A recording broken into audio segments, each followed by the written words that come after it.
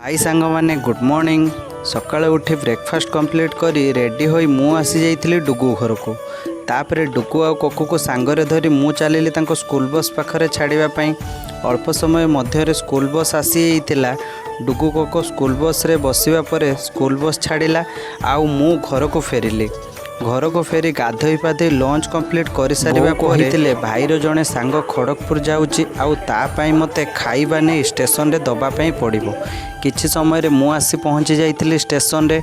अल्प समय अपेक्षा करिबा परे फलकनामा एक्सप्रेस आसीतिला जोउथिरे कि मो भाईर जड़े सांग खड़गपुर जाऊँचे आउ मु तापाई खाइबा नहीं आसीतिली।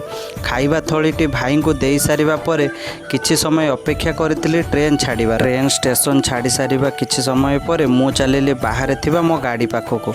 एमितिका डेली मिनी ब्लॉग देखिया पई मो चैनल को लाइक शेयर सब्सक्राइब करंतु। रहुची जय जगन्नाथ।